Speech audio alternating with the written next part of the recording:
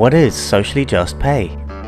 In October 2025, RadHR came together with folks from Platform London, Cooperation Town and Public Interest Research Centre, PIRC, to talk about what socially just pay means in each of our organisations. These are a few of the highlights of our conversation. For context, especially for folks who are newer to it, why did you choose to start thinking about pay in this way? What was the thing that sort of sparked this approach in any of your organizations? Why socially just pay?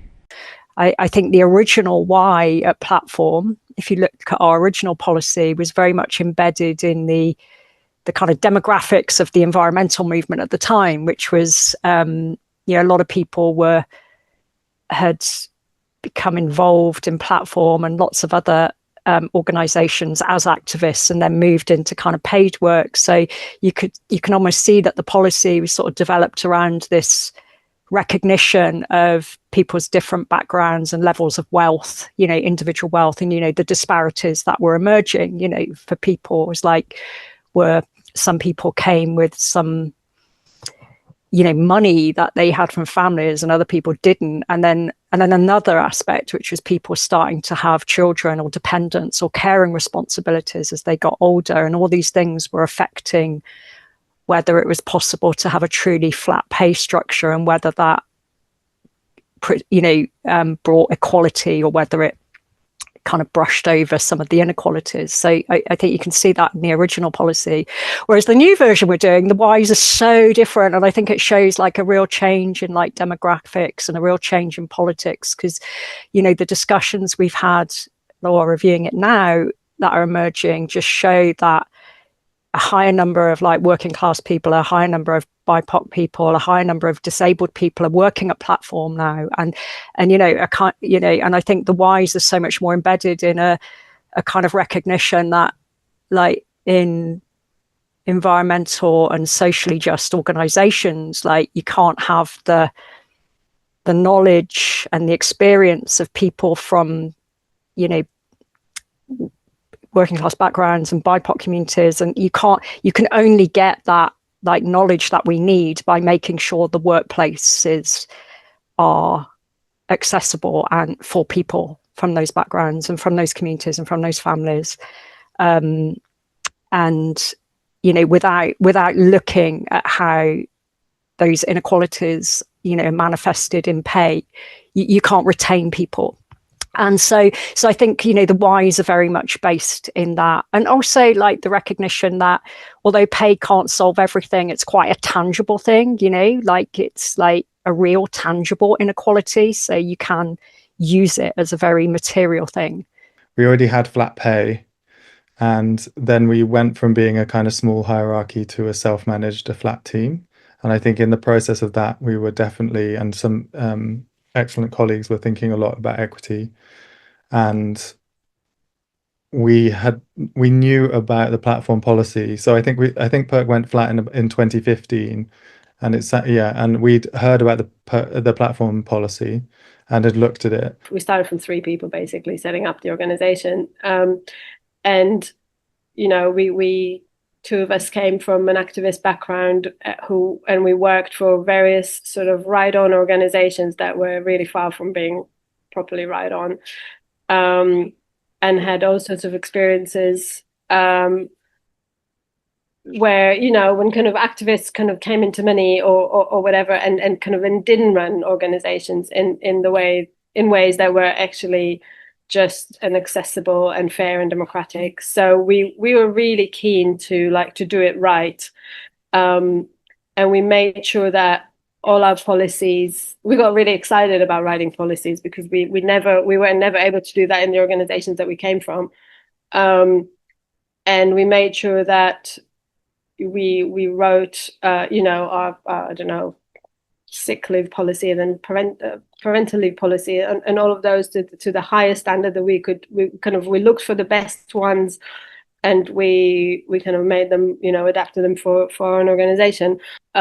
So we took it very seriously to kind of have the kind of the best, to demonstrate like the best way that we can actually live our politics, and also our members and the people that organize in Corporation Town, they're not activists, and we kind of wanted to invite people who are not already in the movement into something that feels maybe a bit more radical, revolutionary, and to kind of say that it is relevant, that you can actually do it within our class, within our, on our estates and our neighborhoods. A really good thing that's come out of it, which I think I hadn't thought of when we started, was not worrying too much about the time it takes, because actually what it's been is an amazing springboard for, like, none of the time has been wasted, because actually it's been a really good way of very tangibly talking more widely about our anti-oppression strategy, because even the parts of it that perhaps of the discussion we haven't used or hasn't like fed into that our actual pay policy has meant we've been able to talk about like inequality and oppression, and talk about issues around racial oppression and class and disability in a very tangible way. It's meant that we haven't just had those conversations in theory, which our commitment is to have like care and liberation in our workplace. So it's meant we've been able to hang those conversations onto something very tangible. So in some ways, none of it is like wasted work, even though it seems quite time consuming. I think that's what the kind of good and the bad of what I wish I'd known is it takes longer than you think. And then also that time is actually well spent when you consider it has a good knock-on effect. I think a lot of those kinds of organizations, especially larger NGOs, get away with some horrendous stuff because like corporations in the private sector are so bad. It's so like the pay ratios from top to bottom are so huge that so many organizations get away with like, oh, our pay ratio is only 8-1. It's like 8-1. Like, are you kidding me? So I just think in that context, the beauty, I think, of these policies, especially when you do them more collectively, is that you learn about each other, like both the other speakers have said. And I think I know that I just have a lot more empathy. I have a lot better sense, a lot of major things that affect people's lives, and I have that kind of front and center in ways that kind of affect other parts of my work. And I think, given especially that so much of this is built, like Tanya said earlier, like built on trust and self-ID stuff, that the conversations you're having are building a stronger team and building trust and empathy between each other. How we implement socially just pay. So Corporation Town is a workers' co-op, like I think I said. So we developed it together. There are 9 of us, and so I'm not an expert on it more than anyone else. It's about having tools for people to look at, to assess themselves, to think about their own position, and be able to be able to advocate for themselves. I think that's one of our big things. Make sure you give yourself enough time as a collective, having enough time to dedicate to it. I think, and I think, we've done that, and we've had a series of opening it out with a big discussion to start reviewing it. And then we've gone through a process of then having redrafts based on, and then doing a surveys of what do people broadly agree with, then a redraft, then a couple of sort of shorter meetings, and then some one-to-one meetings to try and reach consensus on certain bits or understand people's reservations about certain bits. And then hopefully we'll have a whole new policy and sign it off by the end of this year. I think the thing that comes to mind is the balance between transparency and privacy in all of it. I think we've heard a bit in this conversation about the trust-based people get to self-describe, self-identify, claim the uplifts that feel relevant. And that having that sort of system work and having it work well requires a really high level of trust. And there can be some of that tension sometimes between arguably transparency creates trust, but who feels able to be transparent depending on what their experience in the relationship to money has been before, and is privacy needed as a precondition to build trust for some. And it feels like there's a chicken and egg knot there, to me, that I've seen some versions of play out in a couple of spaces working on this stuff, but continuing to try and figure out what the right balance is around being really open about what everybody's everybody's making, and also allowing people to feel like they still have some privacy around the choices that they're making about the parts of their lives that they want to disclose to colleagues. Key features of our socially just pay policies. When it comes to issues around marginalisation and disability, we're really promoting like people can like self-ID with those things. We don't, a lot of it is like really based on trust, and we trust each other in terms of, like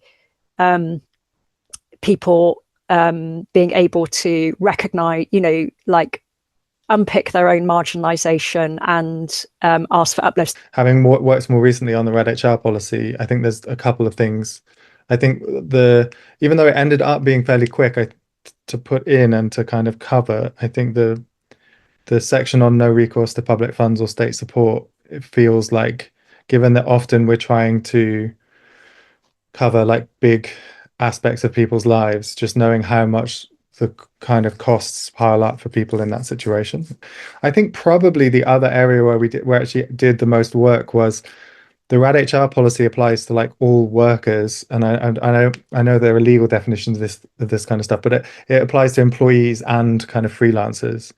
And we tried to kind of make sure that even we went around the houses really and came back to something that we'd started with. It was fairly simple for just a calculation to try and make it so that day rates and salaries were connected. And so if those rise, according to the mechanisms of the policy, so do the day rates.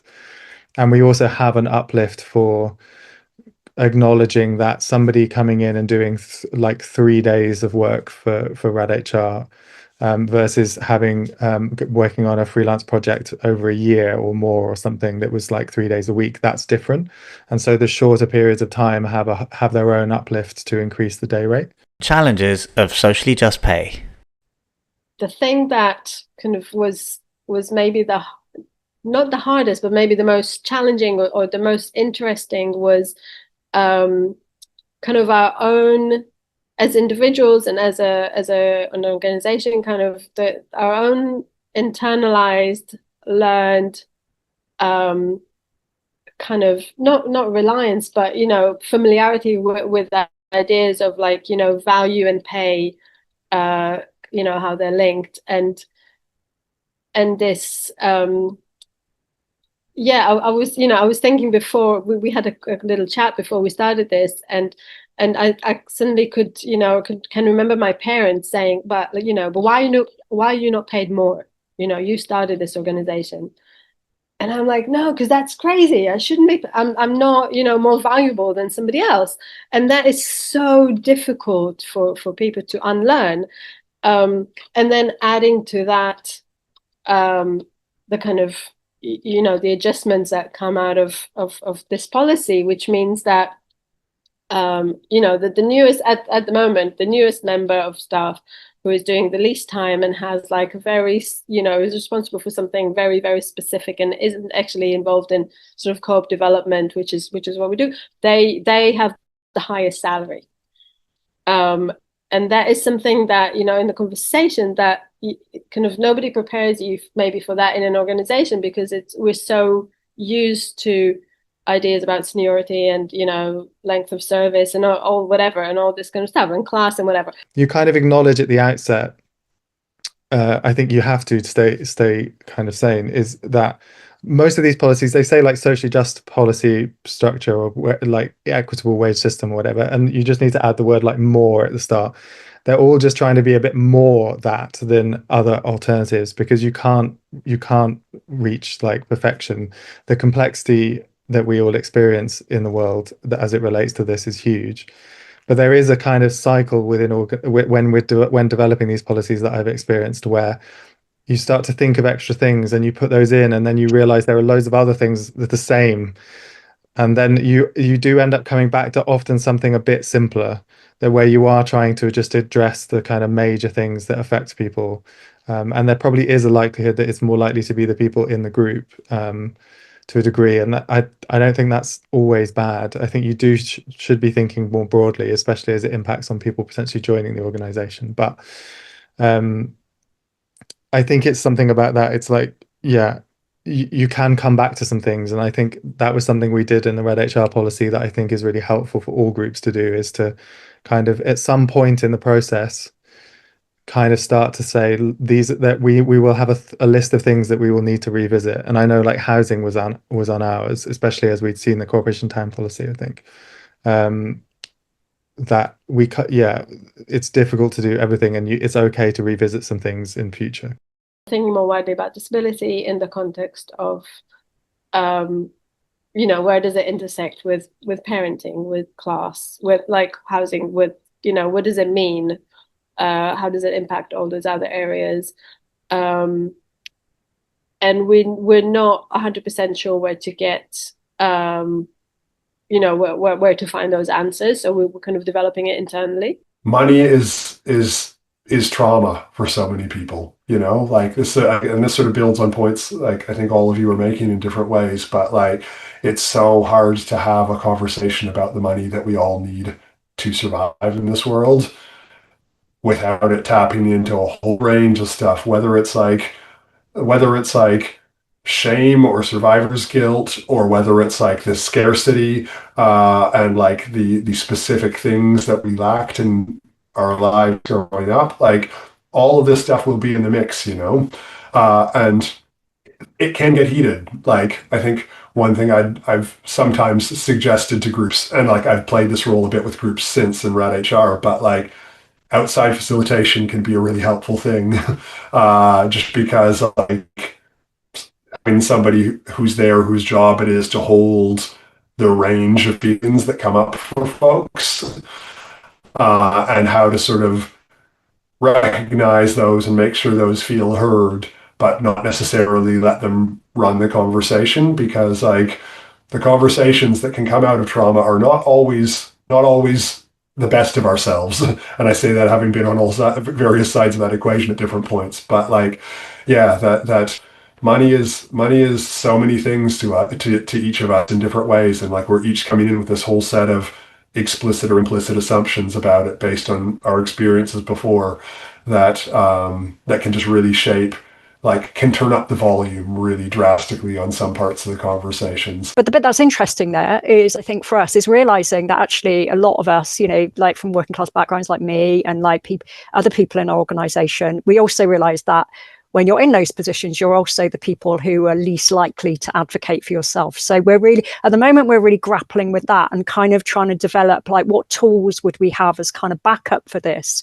Like even perhaps having people outside the organization who could help guide people, who can help people advocate for themselves, because, our biggest worry is kind of not that people would like ask for things, ask for uplifts. It's that people might not, because especially when it's a flat structure and everyone knows what the budget is, they know what the fundraising situation is. I then think we end up in a situation where people would then be reluctant to ask for things if they thought it might impact the organization. To find out more about socially just pay, check out our blog and list of resources at radhr.org/sjpayblog.